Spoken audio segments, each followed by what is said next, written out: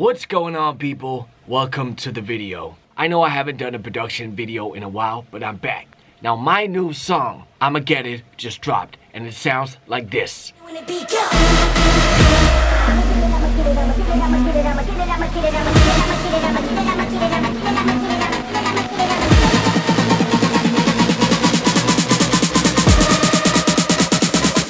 I'ma get it when it beat.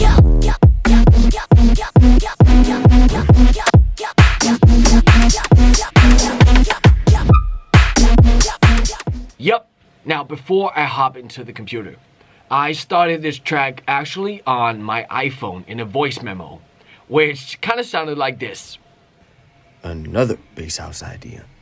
I'ma get it when it beat go. I'ma get it when it beat go.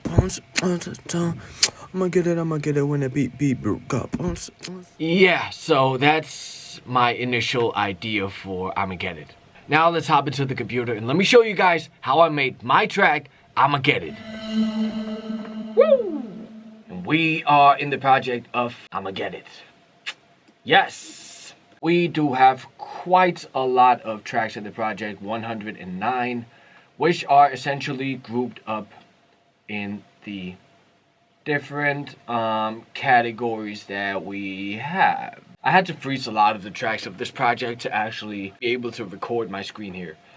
Now let's start with the break. The break of the track sounds like this. I wanted to create something with a festival-like energy. I'ma get it when it beat go.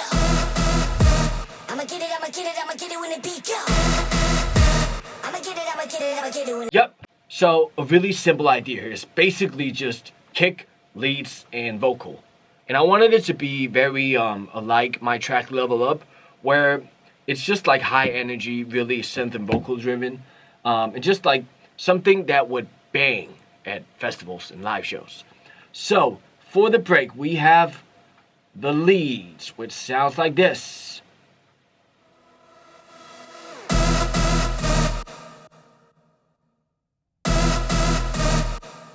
These leads are like really 90s rave inspired. They are comprised of this lead, which is the main one. Then we have a wide layer, which sounds like this, which is like the one creating that big feel because it's like spread out and super like detuned. Then we have this layer, which is like overtones. It's essentially noise with a little bit of like tonal information, like above 1K. Then we have a bass, which is essentially just an 808. I just timed the release so it's like the same as the leads. And then we have brass stabs that are playing harmonies.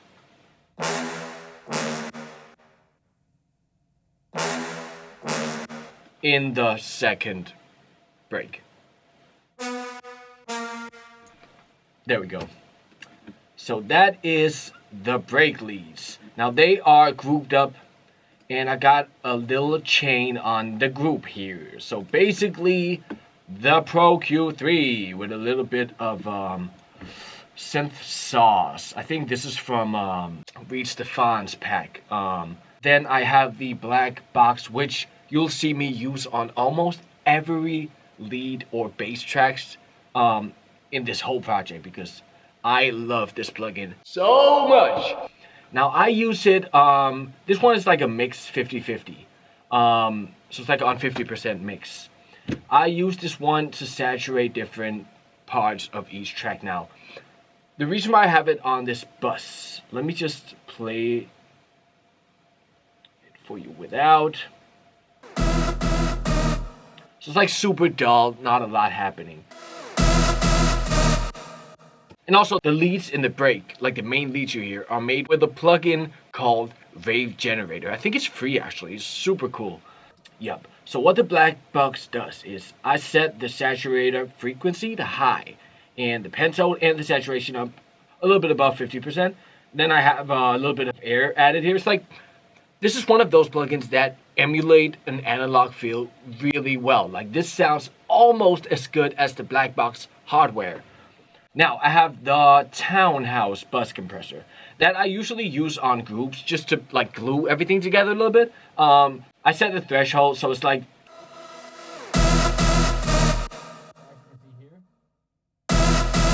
it's only compressing like 1 or 2 dB just to add a little bit of glue. Now, after the compression, I have a reverb space designer from Logic. Bam. Yeah. Pretty standard. EQ'd out the lows. Then I have Kickstart, which is basically my sidechain. You can use a lot of different sidechain plugins. You could do it manually. You could use Kick. You could use Shaper, Volume Shaper, Shaper Box, whatever it's called. There's a lot of different plugins out there. Waves, One Up, Pumper. And then I have Endless Smile, just the plugin that in the build-up, I automated this to make it bigger, which is essentially the only thing this plugin does. Let me just play it for you.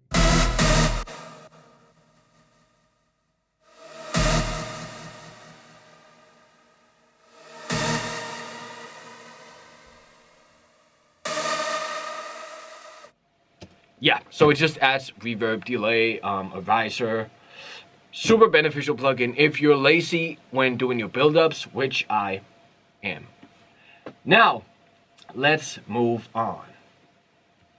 A lot of automation going on here. Now I have my kicks in the break. Now, the kicks in the break sounds like this. Yeah, super simple. Like I usually do this where I have a low mid type kick. That is the bass. And then you have a high layer that I low cut and add reverb to. Bam. Yep, and that's basically it. And then everything sidechains hard to this kick. I have some claps in the break. I think it's only in the second one. It's just a standard 808 type clap. Now for the vocals. When I initially did that voice memo, I imagined the vocal being high pitch. Like so. What I did was I recorded it sounding, let me just unfreeze. So when I recorded it, it sounded like this. I'ma get it, I'ma get it, I'ma get it when the beat go. I'ma get it, I'ma get it, I'ma get it when the beat go. So it's essentially me rapping in a like energetic type vocal. So I'ma get it, I'ma get it, I'ma get it when the beat go. And then what I did was, so I added this API EQ from UAD that I like to use a lot, just to boost the mid and especially the highs, because I find that when using this plugin and boosting the highs before my actual compression and before my actual vocal chain, this is something that could get your vocals from here to here. So they're really in your face. And that is something I think, especially the API series from UAD is good at. Like really adding like the analog in your faceness that you wouldn't be able to get with a standard EQ. So I have Nectar 3 from Isotope, which is my main vocal plugin, and I use this a lot because I'm lazy and because it can basically analyze your vocal for you and set up a channel strip with a de-esser, EQ, compressor, everything. I like this plugin. It's pretty good. And then I have an EQ just to control it a little bit and add a little bit more high end because I took that out in the Nectar. Now, I have a sound shifter, pitching it up 5 semitones, which is obviously what makes the vocal high pitch. Now, the black box again with the saturation of the high end. Now for this one, I had it set on high. I had the pentoed up a little bit, the saturation at midpoint, and I have the mix at 100% with some added air. Let me play for you guys without the black box. I'ma get it, I'ma get it, I'ma get it when the beat go. Now let me add the black box. I'ma get it, I'ma get it, I'ma get it when the beat go.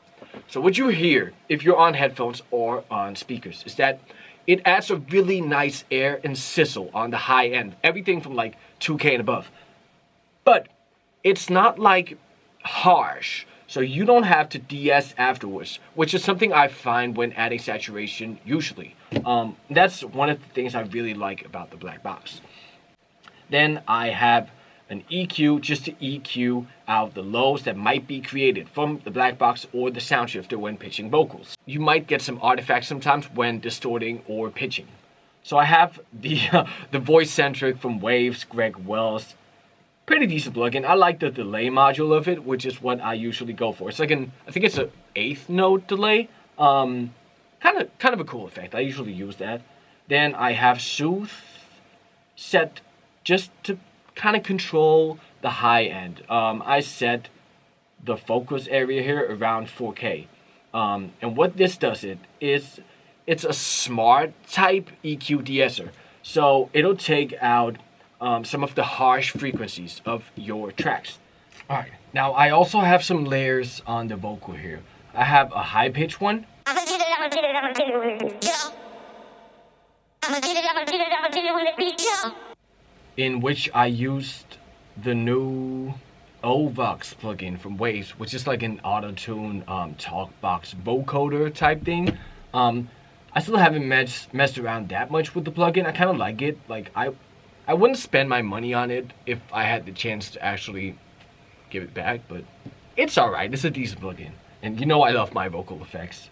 I also have this formatted vocal layer that I formatted with Little Altar Boy from Sound Toys. I'ma get it, I'ma get it, I'ma get it when it beat go. I'ma get it, I'ma get it, I'ma get it when it beat go. Now on the vocal group, I have Manipulator from Polyverse that I use a lot to automate the formats in builds and breaks, and when I want the vocals to either be higher or lower. So the formatted in the build sounds like this. I'ma get it, I'ma get it, I'ma get it when it beat go, go, go, go, go, go, go, go. I'ma get it, I'ma get it, I'ma get it when it beat go. It's on the build going into the second break that I kind of whispered and had the pitch, and had the format go up. Yeah. So after the manipulator, I have the Pro Q3 from FabFilter, just to control the vocal a little bit. I have the Townhouse bus compressor that I use on all my groups, just to like give it a little bit of glue and just make sure nothing sticks out of the ordinary. I have Soothe again, and now I might actually be able to play you what it does. So these are the vocals with Soothe, and let me just press Delta, so you'll only hear what Soothe removes from the vocal. I'ma get it, I'ma get it, I'ma get it when it beat go. I'ma get it, I'ma get it, I'ma get it when it beat go. So Soothe essentially removes all the harshness in the focus area that I set. So between 4K and like 8 to 16K-ish. Now I also have an EQ that I just automated like builds and breaks just to take low end out or take high end out. So that's it for the vocals. For the build, I basically just have the vocal looping and pitching up. I'ma get it, I'ma get it, I'ma get it, I'ma get it, I'ma get it, I'ma get it, I'ma get it, I'ma get it, I'ma get it, I'ma get it, I'ma get it, I'ma get it, I'ma get it, I'ma get it, I'ma get it.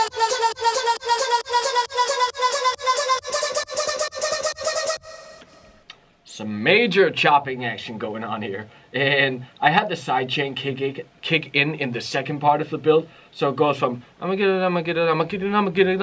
So it almost sounds like I have a hi-hat in there because of the sidechain. Moving on to the drop vocals. I'm just gonna go over these really quick. They are essentially just me chopping up the go. Have a little bit of black box, a little bit of widener on, and then a little bit of format automation. So the vocals on the drop say go, go, go, and then I format them it down. So it's like go, go, go, go.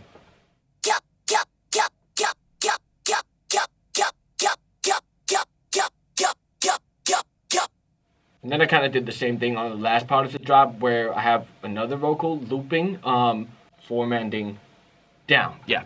I'ma get it when it beat go, get it when it beat go, get it when it beat go, get it when it beat go, get it when it beat go, get it when it beat go. Yup, that's it for the vocals. Obviously recorded a whole bunch of chants just to give the breaks a lot of energy. So just 4 takes of me saying go. So on the I'ma get it when it beat go. It's like a big reverb hit. So they sound like this.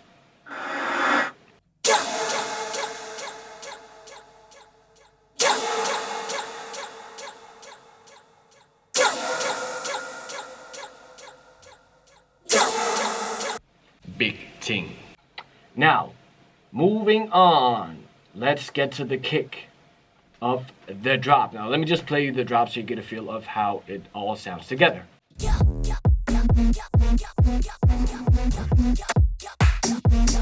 Now, the kick drum is, again, a very hip-hoppy type kick. So it's like low mid, not a lot of high end at all, because I like to add that in myself. And especially for like warehouse or house tracks like these with a mid-range type lead. I like the kick to not be too EDM-y and not have that like clicky high end to it. So the kick without, let me just remove the EQ. The kick without my processing would sound like this. Super basic kick. Now I added an EQ to take out a little bit of that muddiness in the 200 hertz range. Now I have the purple audio. It just adds a subtle warmth to it. Now I have the black box with the mix on 63%, where I saturated the non-existing high end of the track, or of the kick, which essentially just adds a little bit of air. Not a lot, but just a little bit, so you can hear it without and with. So you can hear it adds a little bit of clickiness and a little bit of air. I have the Alicia Alpha Compressor. Now this is usually used for mix and mastering, but I kind of like the effect it has. I love the auto fast and the feed forward function. So I just have it set so like it barely compresses anything. It takes like 1 dB off, so it sounds like this without, and then this with. Subtle difference. And I have the Spl Transient Designer Plus that I use on basically all my drum sounds. Now I use this to get a little bit more attack and a lot less sustain, because I do not like my kicks sustained. This is meant to be like a quick hit, not like because it can very, very easily get muddy, especially with a lead like I have in my track here. Now, moving on, I have a whole bunch of effects. I do not want to go through these. They are just rises, sweep downs, risers that I made in Serum, a lot of like siren samples and stuff like this. And then we have the clap on the drop, which sounds like this. First of all, this sample is sounding super dope. So without anything on it, it sounds like this. So I just low cutted it, added the black box for a little bit of all around saturation, a low mix percentage of 24. Then I have the vitamin from Waves, because I wanted to spread out the high end a little bit. So I just scooped up this parameter, added a little bit of width to it, and basically all it adds is a little bit of air and glistening in the high end. So without it, it will sound like this. And width. So it just spreads out like everything above 5 to 10K something. So it's like a very subtle difference. Super nerdy stuff now that I think of it, but that's how I do. Alright, I think we're back. Sorry about the interruption. Now, moving on to the drop leads, which is something a lot of you probably have been waiting for. Now, the leads on the drop sound like this.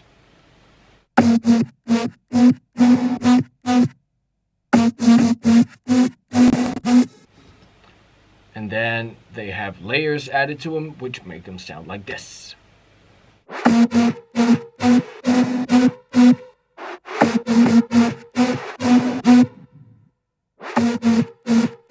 Yeah, this is gonna take me a while to explain. Several song-filled hours later. We're good to go here. Gotta sanitize those hands. This is a weird situation right now.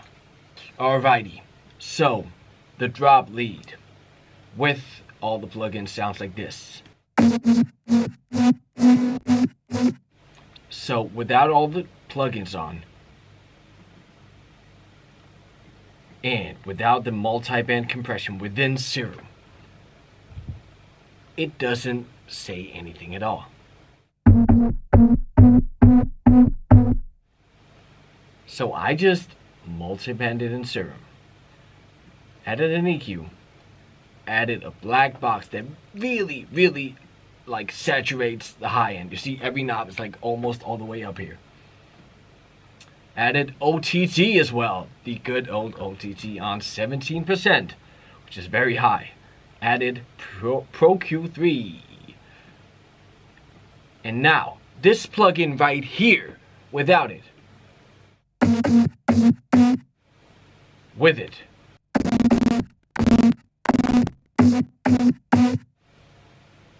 This is a super unique plugin. I saw it in Virtual Riot's live stream. I used this to add like white noise to my 808s and white noise to my leads. And for me, it is essentially a replacement of the erosion that I really want in Logic but can't have because I'm not an Ableton user. Yeah, then we have Effectrix, which kind of just adds reverb to some single notes on the drop here. I always use that, super easy, way more accurate than to actually automate in Logic because Logic's automation is Now, add in an EQ just to control everything going on with this weird lead. Add a kickstart, just a sidechain, and then a limiter, because when you use a lot of effects plugins like this, sometimes you get some like 300 dB clipping, like weird resonant noises, and I do not want to destroy my ears, so that's why the limiter. So let me just freeze this one up and I'll play you guys the layers of the lead. Woo! There we go. Now, besides the main lead, I have a high layer that sounds like this. So essentially, it's just the same lead with a very large low cut on. Like, I low cutted it up to like, I don't know, 1K almost. Then I spread out the highs with the wider plugin because the main lead was very mono sounding. Now, I also have a mid layer on the second part that sounds like this.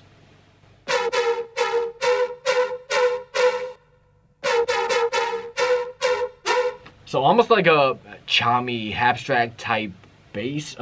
It adds a lot of harmonics to the original sound. Now I have another one that I essentially pitched up an octave and ran through the texture plugin again. So it sounds like this.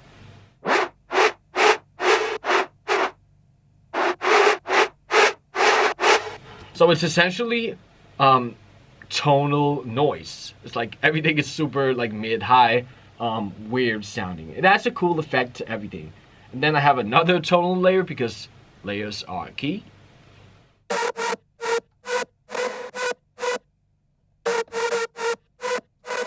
So you'll see that on the first part of the drop, the lead is very focused and there's not a lot happening.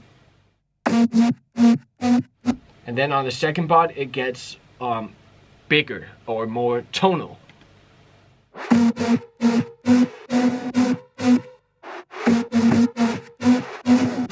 Also, can we just take a moment to actually appreciate the sound design on this drop because... I don't want to brag, but I killed the sound design on this track. Now, on the second drop, my leads are actually also from my bonus preset pack for Serum that I dropped with WAPs that you can get if you go to FabianMazurMusic.com and sign up for the newsletter. Now, this one, let me play it for you guys. It sounds like this. I'ma get it when it beat drop. I'ma get it when it beat drop.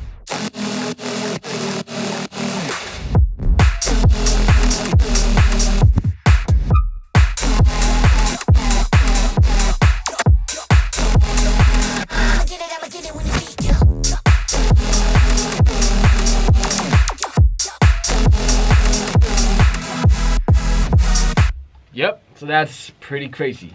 Very abstract inspired because, well, I love abstract, and don't we all? Let me see if I can get the lead playing without the freeze on. So without anything, it'll sound like this.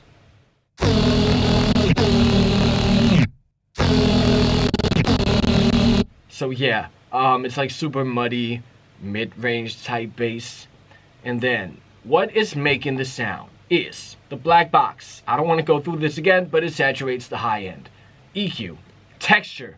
Let me play it without the texture. It's essentially the same setup as the first drop lead, so it adds some white noise texture.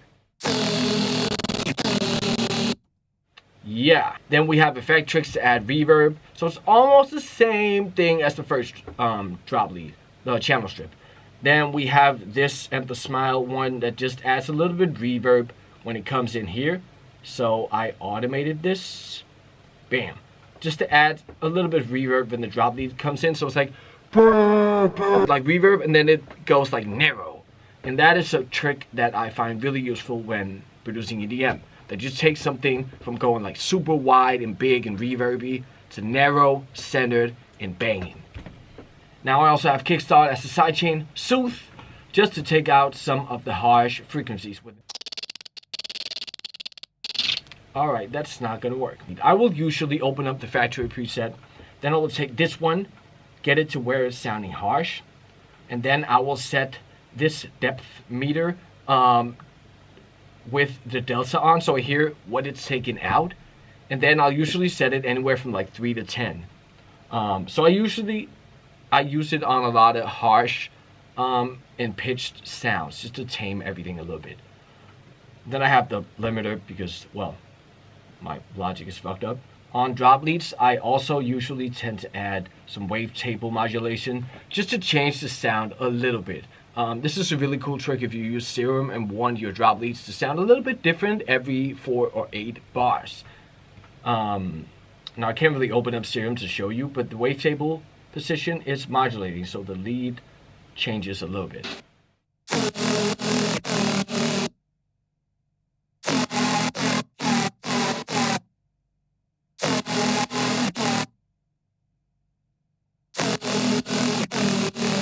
So you hear the harmonics of the lead changes every time the wavetable position changes. And this is also something that if you use certain presets where the wavetable position doesn't really change the wavetable, it doesn't matter. But if you have properly designed Serum presets, yes, I made this one, shameless plug.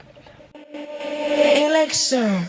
You can make some really cool harmonic automation within Serum and your DAW. Now, I have a layer as well on the second part of the drop as usual, and it sounds like this.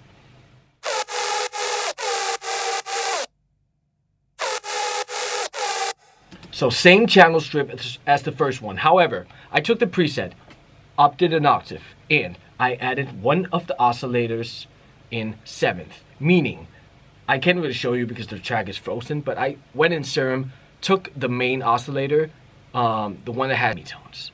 So it is a 7th, meaning that it also plays a 7th note above the note you're actually playing within the oscillator, which is something that could create a really cool tonal effect.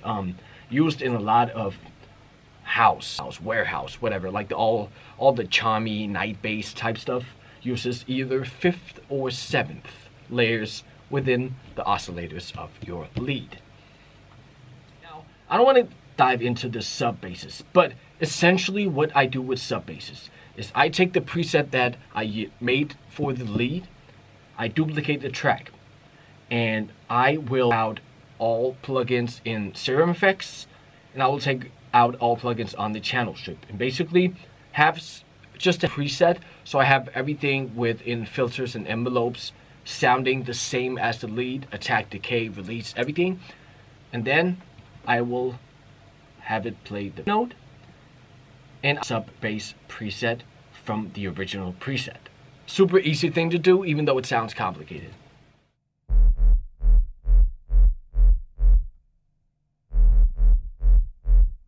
Yeah, pretty simple.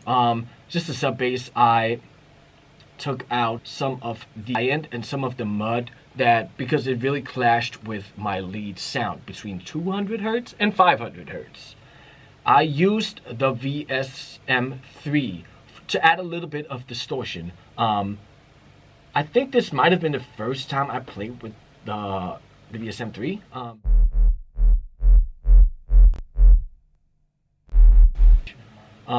Then I used the black box with the flat setting, a very low mix, just to add some saturation to the mid-range. And I also have an EQ just to control everything, take out a little bit of the mud caused by the black box and the VSM3. I have Kickstart as a sidechain, thing, and then I have a limiter because you can never be too sure. Exact same. I did the same drop. So that's usually how I usually go for a sine wave within the serum subsection, basically. Super easy thing to do once you have your actual lead sound design. So I usually don't spend more than 5 minutes designing sub basses. Of course, it depends on the type of track you're working on, but usually I do trap or house. So it is pretty simple.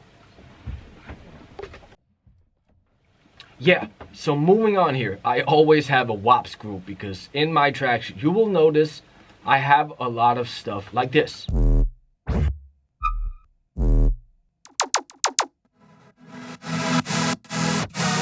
Yeah, just a whole bunch of WAPs. I always just use a lot of one-shots from Splice, design some stuff that I obviously bounce out for CPU purposes, and just basically in electronic music, you want to have a lot of WAPs. Everyone loves a good WAP.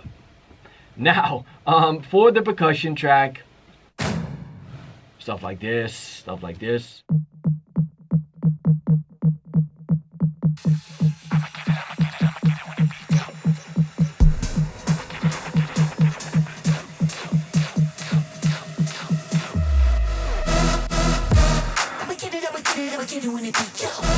Wow, this is a weird format. Now, for the build, I have this loop I found on Splice that I chopped up just to make it bounce a little more. So it sounds like this.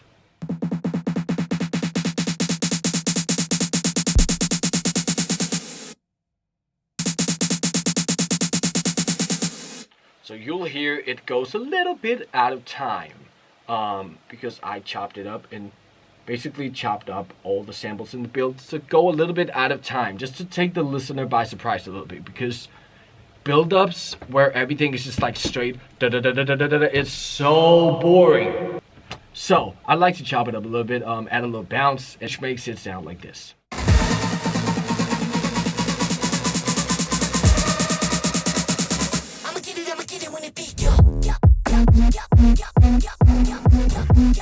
I haven't heard the track in a little bit, so I'm super stoked on this drop. Now for the hats, I basically just have a whole bunch of one shots from Splice. Usually go for like UK sounding hi-hats, so like a tight close one.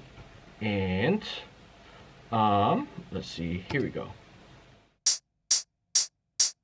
Yeah, some layers later on.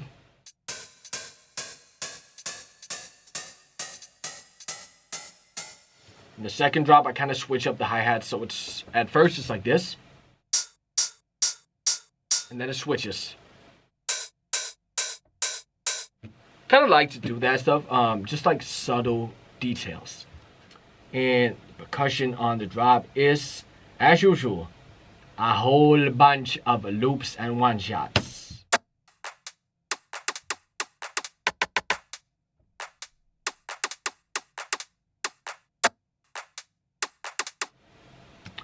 So yeah, that is all the tracks in the project actually. Now before I finish up for the project here, I just realized that I didn't play you the drums without the leads and the bass on it. So it'll sound like this. I'ma get it when it beat go.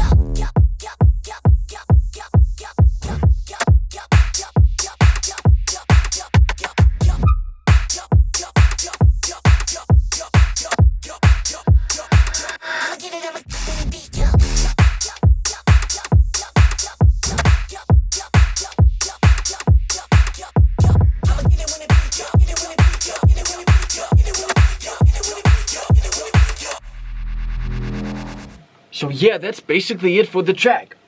Now, just some overall thoughts on the production on this one. This track was intended to be a live track, and I really wanted to get better at doing less is more type production. And I think this is somewhat of a good example of me trying to do less is more. So I kind of have everything very structured, everything very side-chained, everything very minimal sounding. I only tend to spread out very specific elements. Almost only effects and layers are spread out in this project. Like to keep most of the stuff mono just so it slaps when it's played out live. So yeah, that's basically the project for Imma Get It. I try to go through it as meticulously as I could. And if you have any questions whatsoever, I'm always down to reply. So hit me with a comment down below. Let me know, first of all, how you like the track. And let me know if you have any questions. I'm happy to answer whatever you ask. So I really hope you guys enjoyed this episode of In the Studio with FM. It's been a long time, but you already know I'm back. Peace! Baby, I'm a son on the beat.